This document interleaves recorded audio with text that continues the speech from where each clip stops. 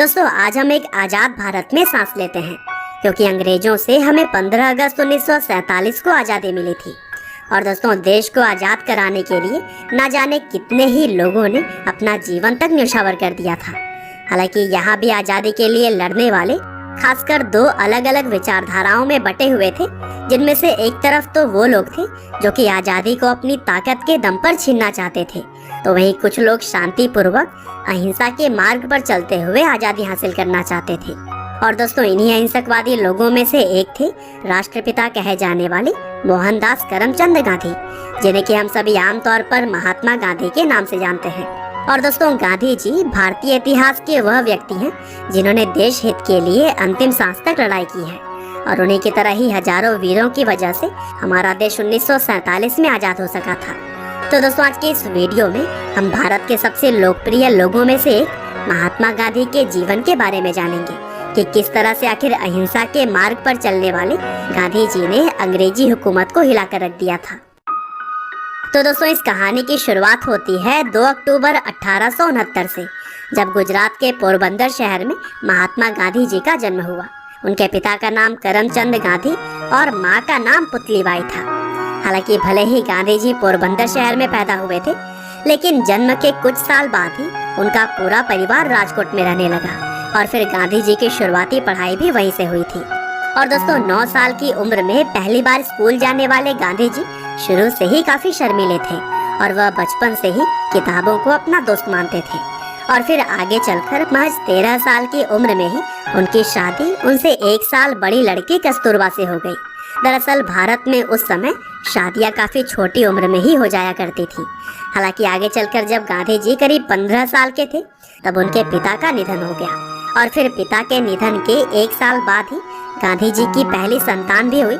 लेकिन दुर्भाग्य से जन्म के कुछ समय बाद ही बच्चे की मृत्यु हो गई थी, और इस तरह से गांधी जी के ऊपर मानो दुखों का पहाड़ टूट पड़ा हो। हालांकि इन कठिन परिस्थितियों में भी गांधी जी ने खुद को संभाला, और फिर 1887 में अहमदाबाद से उन्होंने हाई स्कूल की पढ़ाई पूरी की, और फिर आगे चलकर कॉलेज की पढ़ाई करने के बाद से मावजी दवे जोशी जी की सलाह पर गांधी जी ने लंदन जाकर लॉ की पढ़ाई की। हालांकि 1888 में गांधी जी दूसरी बार पिता बने, और इसी वजह से उनकी मां नहीं चाहती थी कि वह अपने परिवार को छोड़कर कहीं दूर जाएं। लेकिन कैसे भी करके उन्होंने अपनी मां को मनाया, और फिर 4 सितंबर 1888 को लंदन पढ़ाई के लिए वह चले गए, और फिर 1891 में पढ़ाई पूरी करके वह अपने वतन भारत वापस आ गए। हालांकि विदेश में पढ़ाई करने के बावजूद भी भारत आने पर उन्हें नौकरी के लिए काफ़ी भागा दौड़ी करनी पड़ी, और फिर 1893 में दादा अब्दुल्ला एंड कंपनी नाम के एक भारतीय कंपनी में उन्हें नौकरी मिली। हालांकि इस नौकरी के लिए उन्हें साउथ अफ्रीका जाना पड़ा था। और दोस्तों, साउथ अफ्रीका में बिताए गए साल गांधी जी के जीवन के सबसे कठिन समय में से एक था, क्योंकि वहाँ पर उन्हें भेदभाव का काफ़ी सामना करना पड़ा। हालांकि इन्हीं भेदभाव ने ही उन्हें इतना सक्षम बना दिया कि वह लड़ने के लिए पूरी तरह से तैयार रहते थे। और दोस्तों, यूँ तो गांधी जी को सिर्फ 1 साल के लिए ही साउथ अफ्रीका भेजा गया था, लेकिन वहाँ रह रहे भारतीयों और आम लोगों के हक के लिए वह अगले 20 साल तक लड़ते रहे, और इसी दौरान उन्होंने नटाल इंडियन कांग्रेस की स्थापना की थी। और दोस्तों, अफ्रीका में रहते हुए गांधी जी ने एक निडर सिविल राइट्स एक्टिविस्ट के रूप में खुद की पहचान बना ली थी। और फिर गोपाल कृष्ण गोखले, जो कि इंडियन नेशनल कांग्रेस के एक सीनियर लीडर थे, उन्होंने गांधी जी से भारत वापस आकर अपने देश को आज़ाद करवाने के लिए लोगों की मदद करने की बात कही। और फिर इस तरह से 1915 में गांधी जी भारत वापस आ गए, और फिर यहाँ आकर उन्होंने इंडियन नेशनल कांग्रेस ज्वाइन करके भारत की आज़ादी में अपना सहयोग शुरू कर दिया। और दोस्तों, भारत के अंदर महज कुछ सालों में ही वह लोगों के चहेते बन गए, और फिर अहिंसा के मार्ग पर चलते हुए उन्होंने भारत के लोगों में एकता की गांठ बांध दी। यहाँ तक कि उन्होंने अलग अलग धर्म और जात के लोगों को भी एक साथ लाने का काम किया। और दोस्तों, 1922 में गांधी जी ने असहयोग आंदोलन चलाया, जिसके तहत अंग्रेजी चीज़ों का इस्तेमाल भारतीय लोगों ने लगभग बंद ही कर दिया था। और फिर जब यह आंदोलन काफ़ी सफल साबित हो रहा था, तब महात्मा गांधी को 1922 में 2 सालों के लिए जेल भेज दिया गया। हालांकि गांधी जी के जेल जाने पर लोगों के अंदर और भी गुस्सा आ गया, जिसकी वजह से पूरा भारत अब एक होने लगा था। और फिर इसी कड़ी में ही मार्च 1930 में दांडी यात्रा को भी अंजाम दिया गया, जिसमें कि 60,000 लोगों की गिरफ्तारी हुई।